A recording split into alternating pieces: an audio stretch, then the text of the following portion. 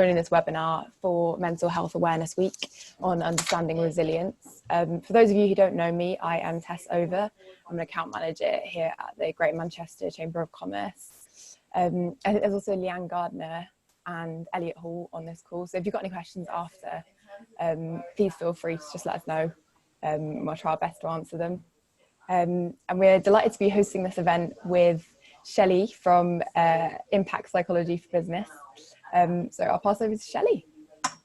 Oh, thank you, Tessa. So, hi everyone. I'm Shelly Rubinstein, and I'm going to be delivering today's webinar on understanding resilience. So just a few housekeeping rules. I noticed on the chat we had some people saying, oh, I've never been to a webinar, not really sure how to use it. It's new to many of us. So on the bottom of your screen, if you hover over with your cursor, you'll see all the webinar functions, or it may be on the top of your screen. But on the top or the bottom, it varies depending on the instrument that tool that you're using. You'll see all the webinar functions, and you'll have access to chat and also Q&A. So we're going to use the chat function today. The chat will be enabled when we ask you to respond to certain questions. I'll tell you when to turn it on. We'll also be using the poll function when we ask you to vote for something. And we've got the Q&A, the question and answer.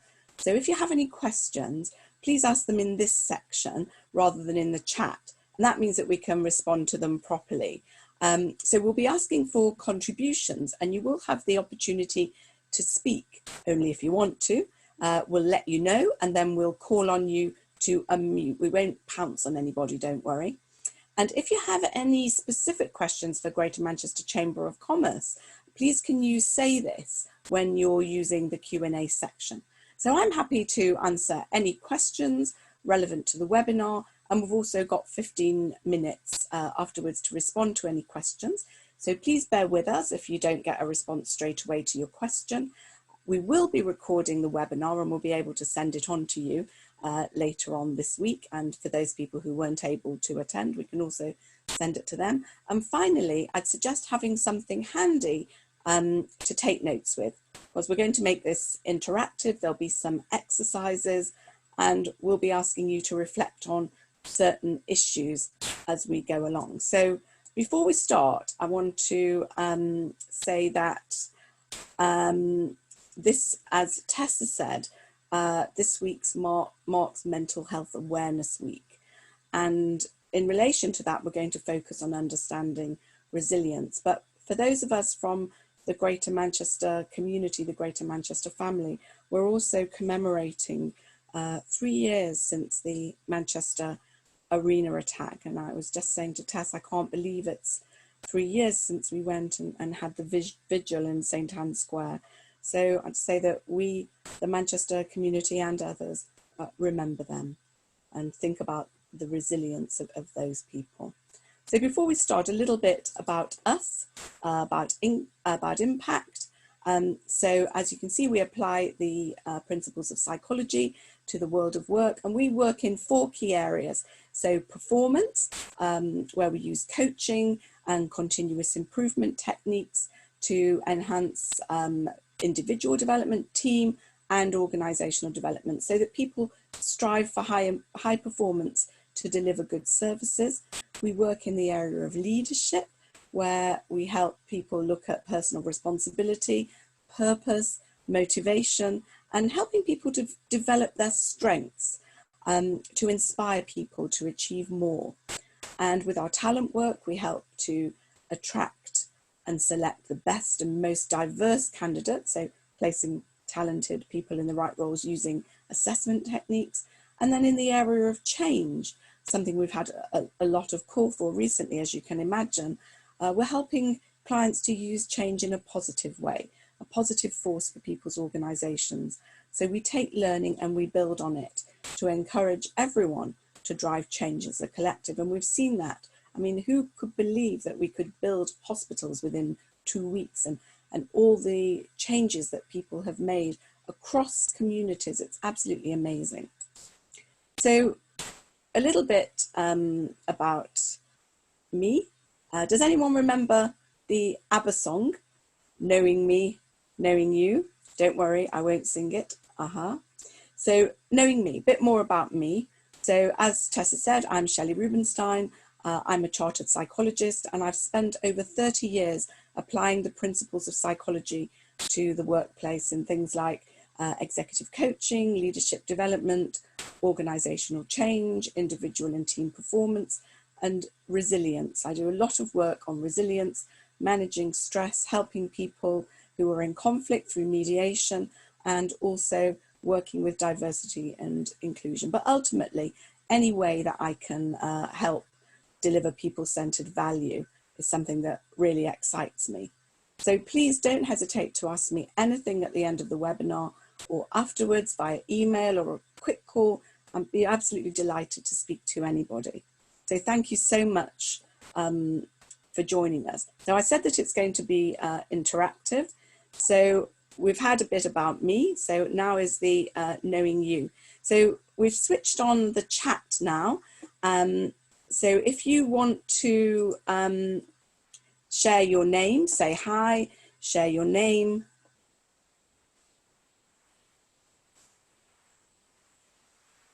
So we've got Tim Nichols, Craig Smith, Cengiz. Great. Oh, Leanne from the Chamber. Hi, Gavin. Really nice to see K-Web. Great to see you, Amy. Yeah. Oh, Catherine from Venture Arts. You work with Laura. Really good. Nigel. Yeah, brilliant. Aki, Jude. Brilliant. Alison Chu. Hi, great to see you again. Anita Gregory. Oh, brilliant. Lovely to see so many faces.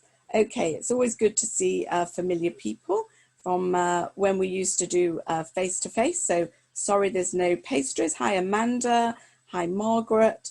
Okay, so now I'm going to ask you to tell us about something that makes you laugh, because in these times we need a bit of a laugh.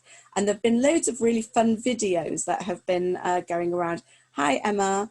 And the thing that's been making me laugh, I don't know why this really makes me laugh, but I don't know if you've seen any of the videos that people are sharing where people are exercising with their pets on their back. I don't know why this has appealed to me, but it has really made me laugh. So can you say the kinds of things that are making you laugh? Hi, Jim. So Helen, your children are making you laugh at the moment. I can imagine the kind of things that they're coming out with. TikTok videos. Oh yes, very good. So definitely. So Michael and Siobhan both like TikTok. Homemade haircuts. Yes, I cut my own fringe. I think I did quite a good job. My husband shaved his hair. So some funny things. Chatting to friends. Oh yes, watching old 80s series. Improv. Yeah. So like kitchen discos and things. Sophie Ellis Bextor's been doing that. Oh, Craig, you've shaved your head. Oh, we'll have to have some pictures of this. Trying out chair yoga, Alison. Oh, well, sounds fun. Great. So people are, it's not a good look. So some really good comments on the thing. So doing a Zoom quiz with work. Yeah, we've done that. We've had a Zoom quiz. We've done all sorts. Yeah, brilliant. Okay, thank you. So it's really good to meet you all virtually, and we'll be having lots more interaction as we go along. So let's get the webinar started. Okay, so what you're going to be learning in today's webinar is that we will explore what resilience is and help you to grasp the key features. Then we're going to outline some of the common mistakes that we make in our thinking, and I include myself in all of this. So even though I know all the theory, doesn't mean I always do it. But it's not only for your awareness, but also for the purpose of you reflecting on your thoughts and challenging them to support your inner resilience. And finally, we're going to help you to understand how you can accept any adversity that you encounter and navigate it through using rational thinking and making better decisions. So, what is resilience? Well, one definition is that resilience is the strength that drives you to keep moving forward after experiencing setbacks. I think that's a really useful definition. However, it's sometimes seen as a magical attribute that only a few of us are lucky enough to be blessed with. However, this is not the case. It's not a mystical superpower. It's a strength that we all have varying levels of.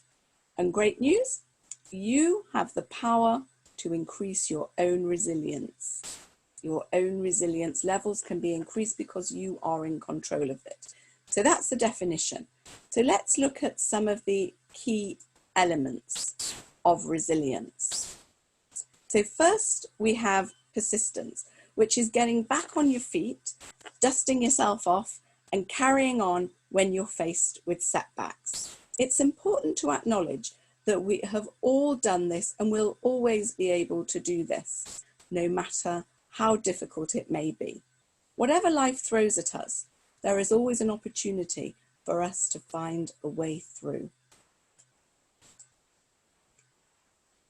Having the confidence in your own strengths and abilities, telling yourself you can do this, and you can.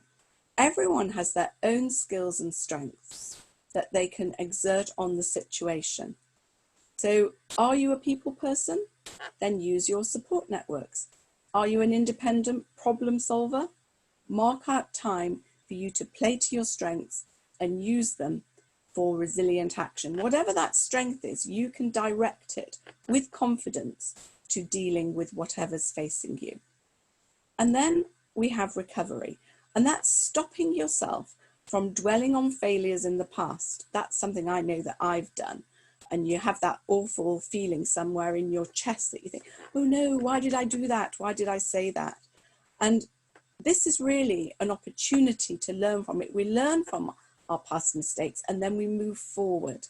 And that's a key part of life. It'll look different for all of us, but one constant that we have, and we know that at the moment, who would have thought I'd be doing this webinar, is change. And this provides us with the opportunity to learn all of the time, helping to build our character so that we're stronger for whatever comes next. And then there's adaptability, which is flexing your style when faced with challenging situations, because each setback is likely to be different. And to help this, we're going to provide you with some tools today that will help you to develop flexible solutions. And one of my favorites, positivity. And that's keeping a positive view of yourself and maintaining a positive mindset. And I've been talking a lot recently about self-compassion, about compassion for our families, relatives and friends who are going through difficult times, compassion for all the carers and health service people and key workers, keeping it all going, and also compassion for ourselves. So we must remember to keep positive, because you can't pour from an empty glass. So building on the idea of remaining positive, let's now look at some of the common traps that may hinder us. And I know I've had some of these. So what are some of the mistakes that we make in the way that we review things and we look at our problems in a less helpful way? And I'm going to use an example to illustrate this. So the example is, I'm trying to get fit to improve my health and well-being under lockdown, but I'm not doing really well. And I know that some of the mistakes in my thinking are hindering me, along with the fact that I've been baking copious amounts of sourdough bread and then eating it with lashings of butter. So let's have a look then at each of these mistakes. So the first one is personalization. So that's thinking that the problem is me, thinking that the problem is yourself, instead of thinking about other outside factors that may impinging on it. So realizing that outside factors have caused a bad situation allows us to reduce the blame on ourselves and the criticism that we put on ourselves. We're really harsh with ourselves at times, and we need to show compassion to ourselves and think of the evidence, the facts. So I'm not disciplined enough for this, there's no point, is an example of personalization. So I have decided that because I'm not doing so well with my fitness, it's because I'm not disciplined and there's no point me even trying. The next area is permanence. So this is about thinking a bad situation is going to last forever, and people who think that setbacks are temporary have an improved ability to accept and adapt for the future. And this will be true for all of us and almost all of our problems. That problem that I had 2 years ago, can I even remember it now? But we're focusing on current issues in this crisis, and it is lasting a while, and the impacts will differ for all of us, but we know that it won't last forever. So an example of a permanence for our worked example is, well, I'll never be fit. I will never, ever be fit. Okay. So the third area is pervasiveness, and that's thinking that this bad situation applies across all of the areas of my life instead of only happening in one area, the fitness area. So people who think that bad situations are pervasive feel that all of the areas of their life are impacted. And this can make it really hard to carry on. But it isn't true. There will always be something positive, even if it's very small. So the example here is, I don't have the discipline needed to get where I want to in my career. So suddenly it's gone from, I'm not doing too well with my fitness, to I'm no good at anything and it's not going to be good for my career, which is not very helpful thinking. So what can we do to avoid falling into these traps? So using our worked example, we all need to change our thinking. And I'm going to talk about staying positive. So we know that talking to yourself in this way, so we call it negative self-talk, isn't very helpful. So to support your resilience, we suggest changing it into positive self-talk. And I'm not talking about when I'm going around the supermarket talking to myself about, oh yes, I need broccoli, not that kind of thing. So if we start with non-personal, knowing that the problem isn't all you, there are several external factors that are influencing your outcomes. So I'm turning personal into non-personal, and what I'm saying is, well, fitness as a habit isn't easy. I've had a lot of time commitments this month. It takes about 6 weeks anyway to create a habit. Why don't I be a bit kinder to myself and focus on when I did do something, the walks that I've had, when I went on the cross trainer, the yoga DVD that I did, or even gardening. I have actually done things. I'm being a bit harsh to myself. And then there's the non-permanent, knowing that the bad situation won't last forever, that better times will come, and there is a way to get back up. So what I say to myself, I know I will get more disciplined with practice. I have to practice more. And then I will be specific, accepting that a bad situation exists in only one area of our lives, and a struggle in one area doesn't mean that I'm struggling in all areas. So I'll be specific and I'll say, well, do you know what? This is only applying to the gym or my fitness regime. It doesn't reflect on my work life, my social life, my family. It's not everything, it's just one thing. So I'm going to ask you now to take your turn in practicing, and I want you to pick a challenging experience that's happened to you recently and write it down on your notepad or tablet or whatever you're using to record things. And I want you to write about it in a way that is personal, so it's all you. So I want you to write something negative. So you're choosing a challenging experience, and I want you to deliberately write it as it's negative. So it's a real experience, and you're going to say something that, well, it's all me. It's going to go on forever, and not only is it in this area, it's in everything I do. I'll give you a couple of minutes to do that.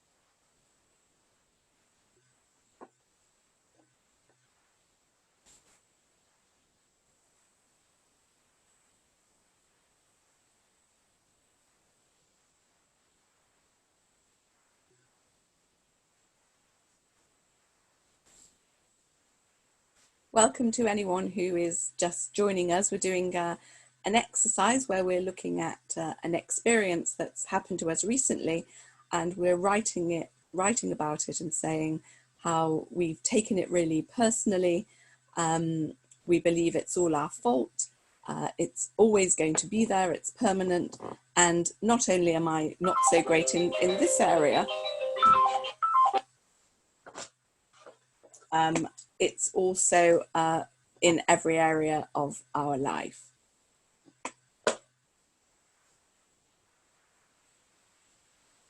So hopefully everyone's had an opportunity to write something and think of a challenging experience.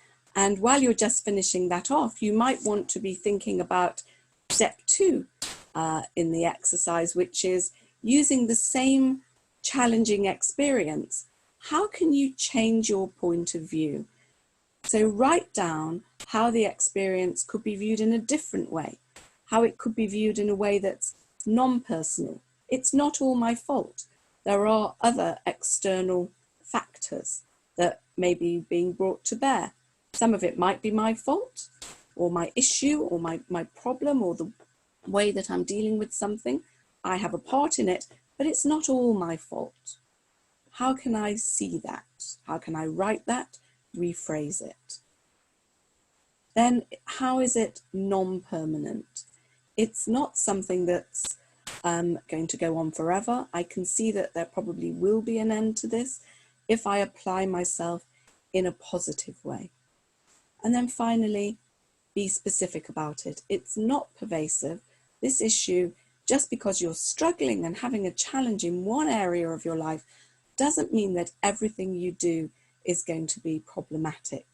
So again, being positive. So I'll give you a couple of minutes to do exercise 2 using the same challenging experience. A minute to complete that.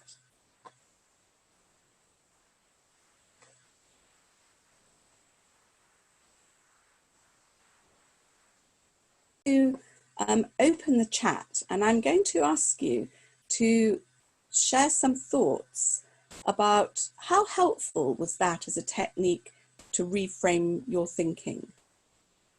Looking at your problem in a different way, how did it make you feel? Is there anyone who wants to share their reflections? You don't have to tell us what the problem or challenge was, just the impact that had.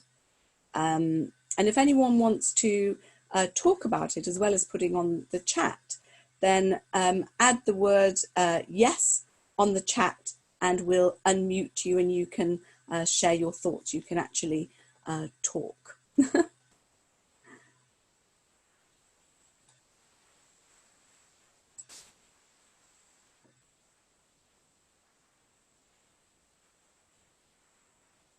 So if anyone would like to offer any reflections, give you a minute to think through what you might do. Okay, so Lisa says, I've done it for a work thing. It made me realize that I'm too harsh on myself, well, on most of us, and the non-permanence and looking at progress I've made to this point was encouraging. Yes, thank you. Mark Rackham, very simple to turn on its head. Yes, so very useful and simple. So anyone who'd like to speak?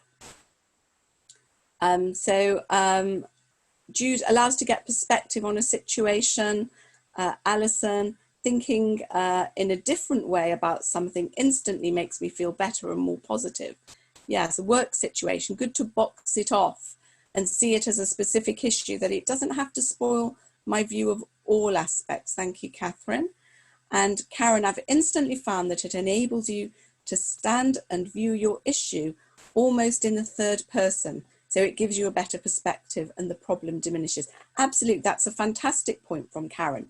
Almost as if you can go outside of yourself and see it how someone else would see it. And that person would probably have more compassion for us than we have of ourselves. Yeah, so Craig says, catastrophizing is normal, but not helpful. Reality is different. Yes, absolutely. So this is often called catastrophizing, and I'm guilty of it as much as anybody. Okay. Interestingly, Amanda says, I'm a practicing Buddhist and this way of thinking resonates with me. I like to apply the non-personal, non-permanent and specific. Oh, so Tim, you've lost your cat. It's sad, they move on and so do we, but the memory remains of sadness. Yes, and also the memory remains of the happy times that you shared. I still think about a dog that I had that died 27 years ago, and I think of the sadness of that. So would anyone like to speak? Yes, and Tim, you put and happiness, of course. Oh, good, like-minded. If anyone would like to speak, please feel free, but we're not going to force you, don't worry. Any other thoughts about that, about your reflections on that?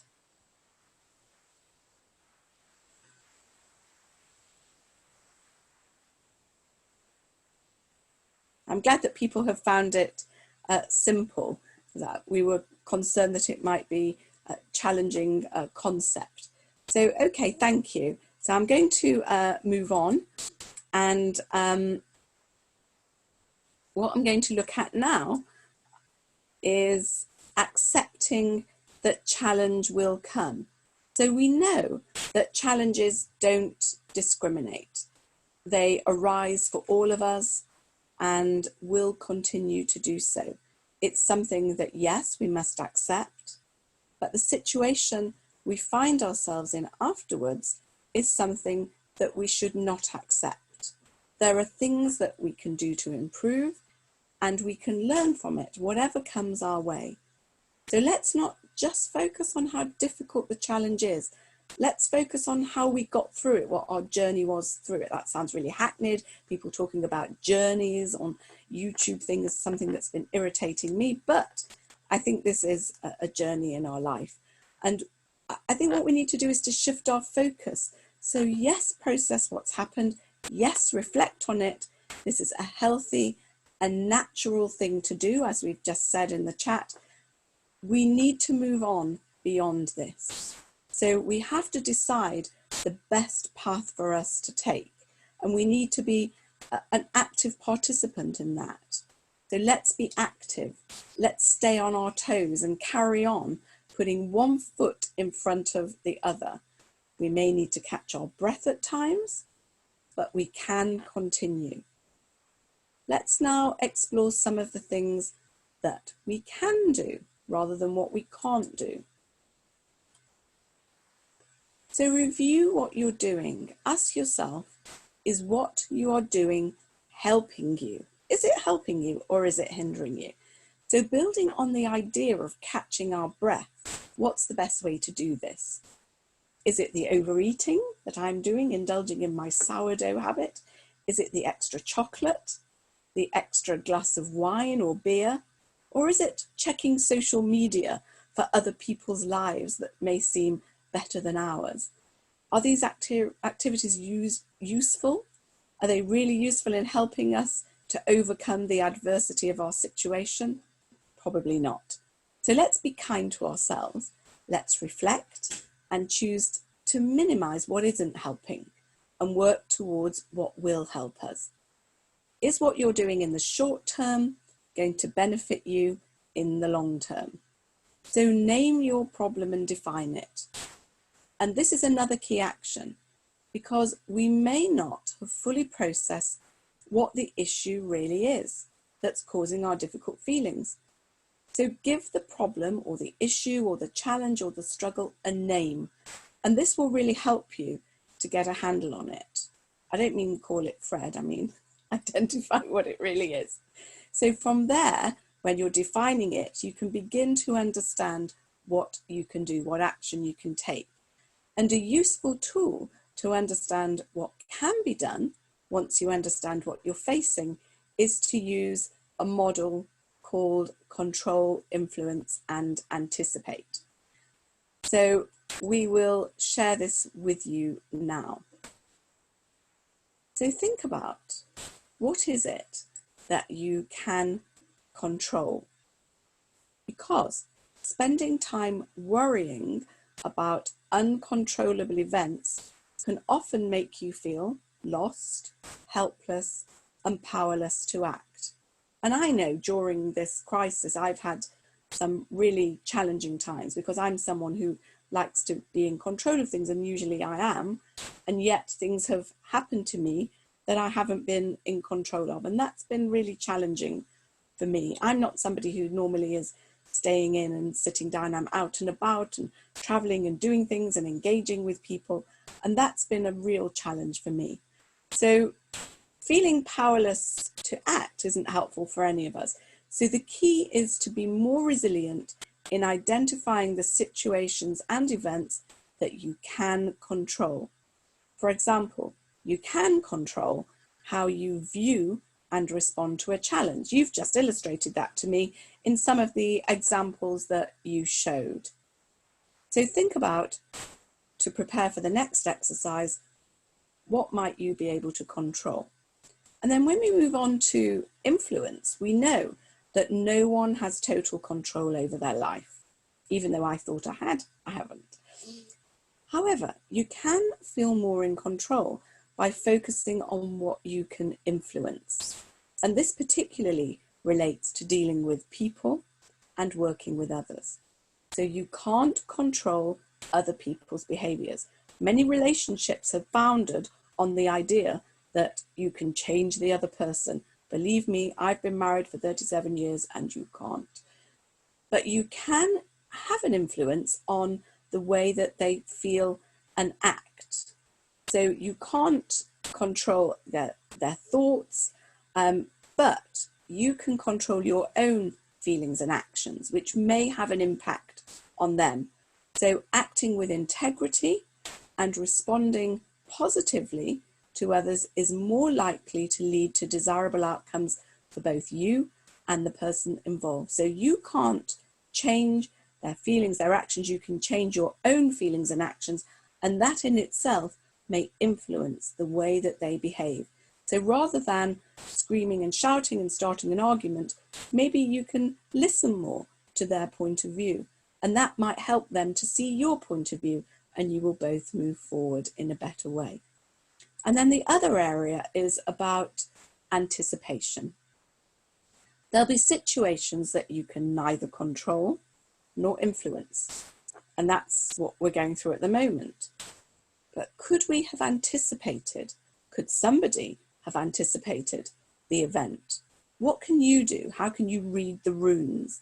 I'm not saying you could have anticipated COVID-19, but in your own lives and circumstances, what events might there be coming forward that you could potentially anticipate and consider how people might behave in response to that event? It gives you an opportunity to think about what might be coming forward and to plan how best it is for you to respond to the event or situation that you anticipate. And some of those might be adversities. So it would help you through anticipating them to plan how to overcome any adversities.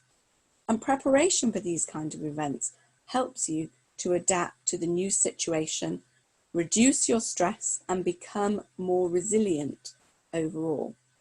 So I hope you've noted down what we mean by control, influence, and anticipate.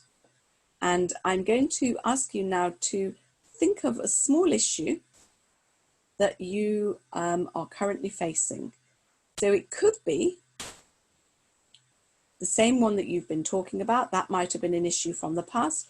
So is there something that's happening now, or you think is possibly going to happen, that you need to work on? It's personal to you. Again, we might ask people to come and share and talk about things, but you don't have to talk about the issue. That's personal to you.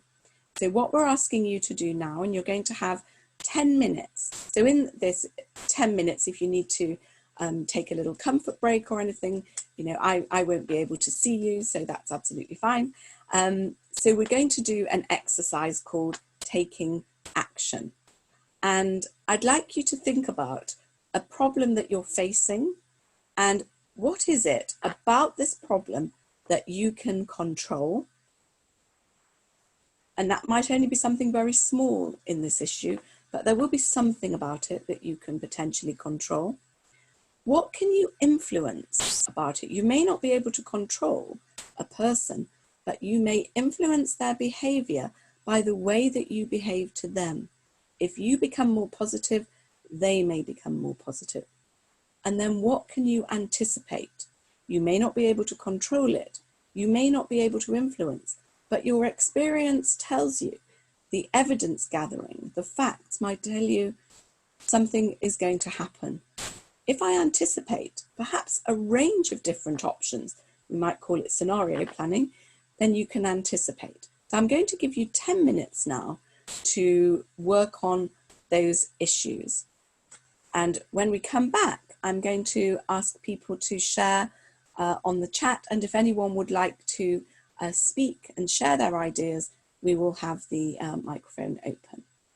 Thank you.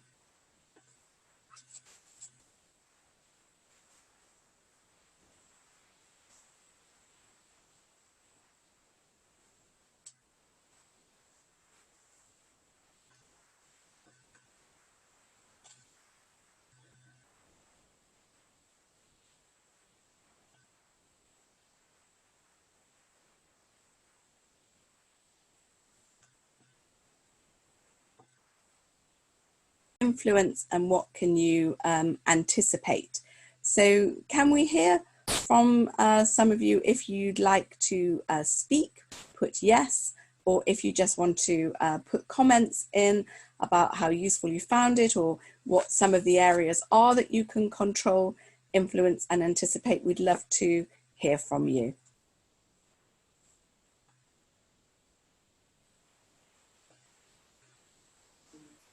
I think there's one from Shelly, from Karen, Shelly.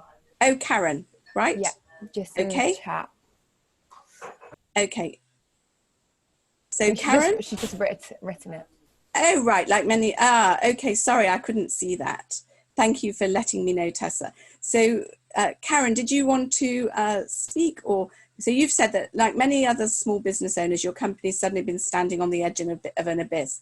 I think that I've been experiencing grief, facing the prospect of losing my business after 12 years. Oh my goodness, yes. This emotion has disabled my normal ability to focus and get things done. And your normal resilience, yes, absolutely, has been struggling to deal with how to keep going, surprisingly hard, and how to unpick and be productive. So you're hoping that this will help. Absolutely, Karen, thank you. Because that's something that, you know, I have to be honest and say that this has come as a shock to us. We've been running our business for 26 years, and suddenly this thing has happened. And most of our work is being in rooms with people, whether it's coaching them or running workshops or, you know, going to meet people, inspiring people. It's very difficult to suddenly change your whole mindset. And of course, after you talk about making the sacrifice, and people don't realize that small business owners do make sacrifices. So I'm hoping that using this model, Karen, will help you by thinking, what is it I can control? So what we controlled was the way we were thinking about things. So it's okay to feel a bit challenging, a bit challenged. And I'm just looking for a piece of paper that I wrote down something that somebody said to me yesterday that was really profound. No matter what's going on in the world, we may feel guilty because we feel we might have first world problems. Everyone has a right to their own grievances.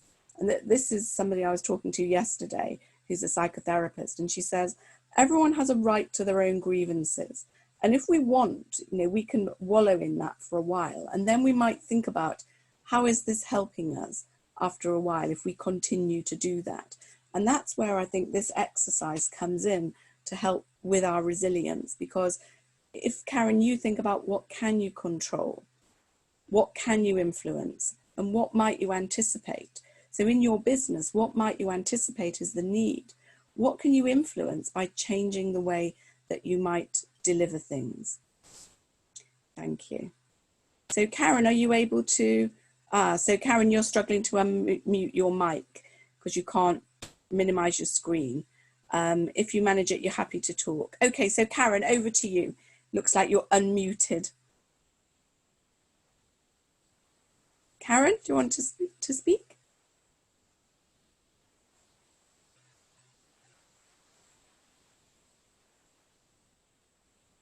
Oh, you're not speaking. Okay, fine, thank you. Anyone else got any other points that they wanted to share? Karen isn't able to do that on her laptop. I don't know if we can find a way of helping her to do that, Ro. Okay, so if we can do that, then we'll come back to you. So Catherine, you worry about the current situation, trying to control an elderly relative's behaviour, usually get on brilliantly, but they're a bit more tetchy, need to accept that she's sensible and minimising the risk, and that you should only gently influence. Yes, because sometimes we can take away people's feeling of control. And if we avoid being strident, when we have older relatives, I have a mother with dementia, it's quite challenging, isn't it? So you can anticipate that the lockdown will be a longer slog for older people, yes, and concentrate on how I can help her mindset and support. That's really lovely, Catherine, because what you're doing is trying to think, what can you do positively for her, rather than on focusing on your motives are good. You're trying to, but giving her freedom to make her own choices is also important. Thank you very much for sharing that. Lisa, you said that you used a difficult relationship at work. So what you can control is how you behave. You're going to stay professional and positive in the way that you engage with them. Fantastic.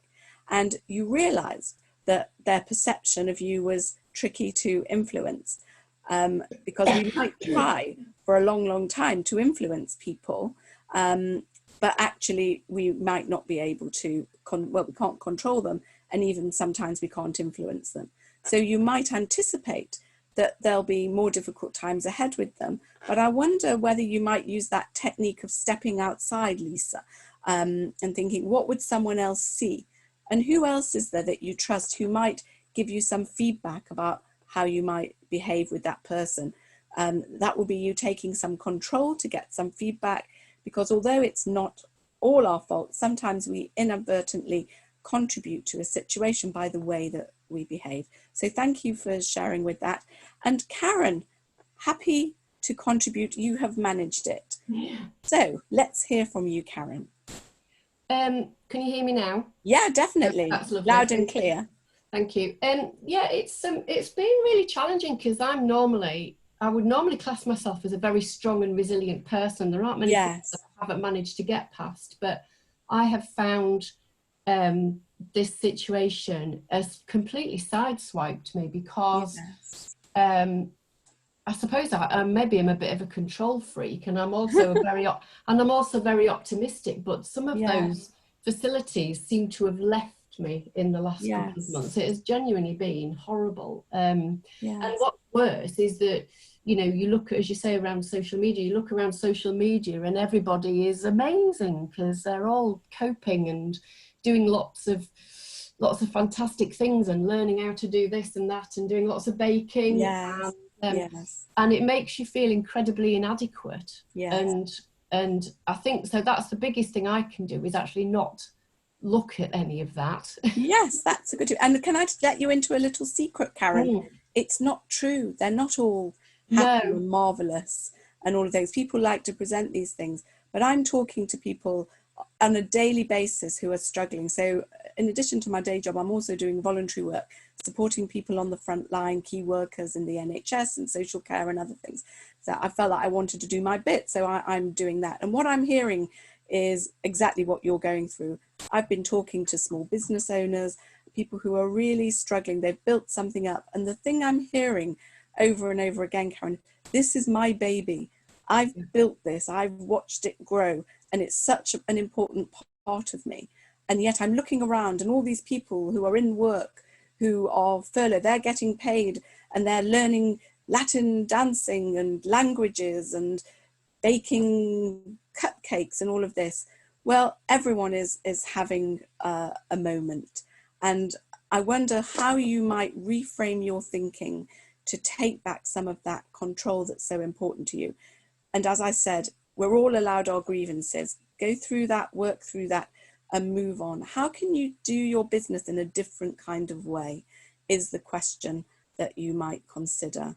So if you want to contact me separately, I'm very happy to engage with you and support you. So thank you very much for that. So some people have put on some other things here. So they've said social media isn't a real insight on lives. They only post the positive stuff. Thank you, Lisa. We focus on what we control, on what rather than on what we can. I know people, Lisa, who are struggling, but their lives seem perfect online. Yeah, they might still be struggling, and they just post the positive things. If it's still working, everyone has time to learn new things. So Catherine's saying, how do we make that time? So I'm doing all of those things that I said, but I'm not superwoman, I'm tired. But I find making the sourdough bread and going for walks and all the rest of it very relaxing. And I find that being in nature actually helps me to reflect on changing and reframing my thinking. So Catherine, I think, Karen, I think that might help you. So Tim, you shared with us, thank you very much, Karen. My admin colleague recently resigned, leaving me on my own, and just before it hit, I can control my own workload. I can influence how myself and other colleagues in the team cover the workload. I can anticipate a date we will have a replacement for them, but I can't control that. That's great, because Tim, that gets that into perspective. Thank you so much for all of those. So I'm going to move on, and I'm going to give you some take-home messages. So the first is, be compassionate with yourself. Make non-personal, non-permanent and specific reflections on your challenges. Remember that challenges don't discriminate. We'll all face significant challenge, and understand what is in your control, what you can influence and what you can anticipate, and think and act accordingly. So be compassionate with yourself. Be compassionate with yourself. I'm going to ask you now to rate how useful you found this webinar, and we will launch a poll which will appear on your screens, and if you can click whether you found it extremely, very, moderately, slightly or not at all. And we won't be sharing this information with you. It's to help us to consider and improve. So we're big advocates of continuous improvement and learning, so that we can offer a good service to people and helping people. So thank you for doing that poll. And can I also ask you to note in the chat, is there anything else that you'd like to see more of in terms of webinar content from the Chamber or from ourselves? It would be great to see some of those ideas on chat.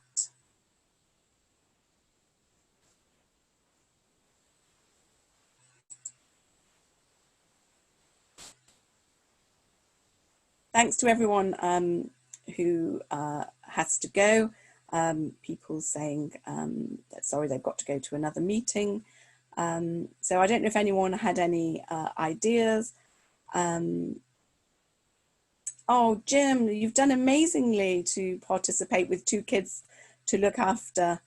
I think you're super. So Sean, you're saying more psychological support at work. That's what you would like. Okay, good. So I'm going to move on now, and I know that if you have to go, please bear in mind that we're happy to support you. Please contact us. You can use hello@workwithimpact.co.uk, or there's information on our website. We're going to be launching more webinars, and if you want to keep up to date with our news and views, you can subscribe to our bulletin, and we're going to add a link to sign up to our bulletin on the chat, which the chat can be saved. So you can click on that now. And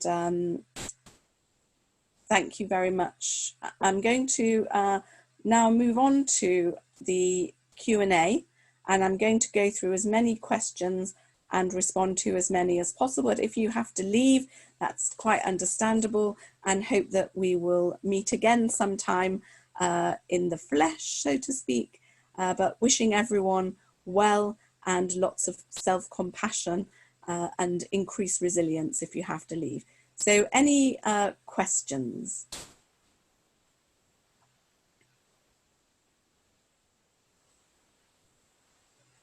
On the Q&A?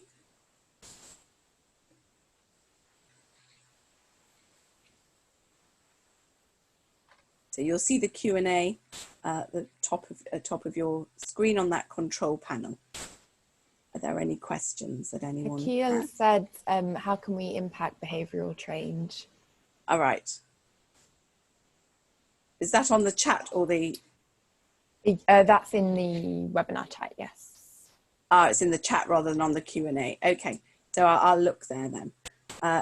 So how can you, Akil, you said, how can we impact behavioural change? Is that behavioural change in yourself or behavioural change in others? Because even if it's behavioural change in others, we have to start with ourselves. So we have to think about, how do we influence people that we don't have any authority over?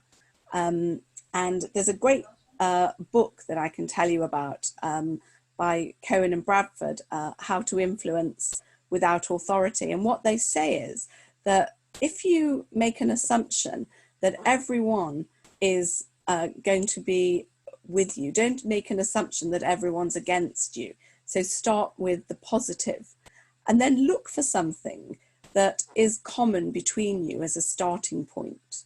So find out more about them. They talk about diagnosing what it is that people find valuable. So if you find out what motivates people, what makes them tick, they talk about currencies, what somebody values, then you find a way in. And the most important thing, the most important behavior to affecting behavior change is listening to the other person's point of view, because we all make assumptions about other people and we may not be right. So we have to be flexible and adaptable and listen to people's points of view, and then we can negotiate with them. And one of the things that I've done is I've developed a model called the peace model for problem solving, which I use for mediation. And we are going to be doing another webinar that is based on that model. So if you look out for that, that can help. So we can't make people change their behavior. We can influence them by understanding them and entering into their world and helping them to come to some kind of mutual agreement. And sometimes that means that we have to explain to people the impact of their behavior on ourselves. So once we've given them a good listening to, we enable them to listen to us, and then we can come to some kind of agreement. Any other questions? So I think there's a couple in the Q&A section. Right, I'm going back to the Q&A now. Thank you, Tessa. Okay, Lisa, I've realised that the examples I used, I don't want people I know about this, I know to know about this. Is this a barrier to truly progressing if I'm ashamed to admit it? Very interesting. So what I would say is that, is there anyone that you could talk to about this? Do you have a trusted other? Do you have a close friend who's not involved, or a coach that can help you? And that might be able, they may be able to help you to articulate, to talk about it out loud, and then think about how you might be able to share that in some way, and to look at the feeling of shame. We often have feelings of shame. Why are we ashamed of something? Is it a reflection on the way we see ourselves? Because none of us are perfect. And sometimes thinking that it is a faulty way of thinking that holds us back. So again, Robin, you say you're currently looking at the relationship between emotion regulation and resilience in the context of well-being for your MSc dissertation. What are my views on that? So what I'll say to you, Robin, is that that's something for a longer conversation. And what I would suggest is that you contact me, and I'm really happy to have a chat with you, because you probably know that we do quite a lot of work with Manchester University occupational psychology courses. We sponsor people, and we have an intern program and have people coming to us to do their dissertations. So Robin, if you don't mind, that's probably a bit technical, and I'll talk to you offline about that, but happy to do that. Catherine, there's a really good podcast with the previous England netball coach Tracy Neville. Oh right, that's good. High performance series of sports podcasts. She talks about these things, how she changed behavior influencing her team. Thank you, that's really, really helpful. So I think that's probably it for the questions. If anyone else has got anything else before we go, or if they've got any questions they didn't want to put on this because it's confidential, I'm happy to help anybody, so please contact us. So there's just one more from Margaret, I think. She said, can this principle be, oh, disappeared. Can this on the principle chat? be applied to children of nursery age? Oh, right, I couldn't see that one. It's on the chat again. Oh, right. So can this principle be applied to children of nursery age? I think you can apply this principle to anything, because it's really to do with how you are dealing with yourself. So if your situation is to do with children of nursery age, so what can you control about that situation? How can you influence them? So again, you're looking at what's in it for them, what's worked in the past, what's the learning, and how can you separate yourself? So when you're in the house and you've got all these children around you, and the word that my friends with young children have been telling me about is relentless. It's relentless. So we normally, if those of us who work, can have some respite, but what is the respite, especially if you're a single parent? It's one of the most challenging things that I've been hearing about. So if you think about, in that situation, what can I control? What can I influence? What can I anticipate? Where might you be able to get some help so that you can have a break in some way? It's really, really difficult. It's not something that I've got an easy answer for. And I don't think that I can answer every question. I'm not superhuman. I know that sometimes there are things that we don't have answers for. So I might want to ponder on that one. And if you want to contact me and again have a chat, I'd be happy to talk it through with you. So thank you, everybody. It looks like people are going off to other meetings. So thank you so much for joining us. I hope that's been helpful in some way, and that I look forward to seeing you again in the future. Thank you, everybody.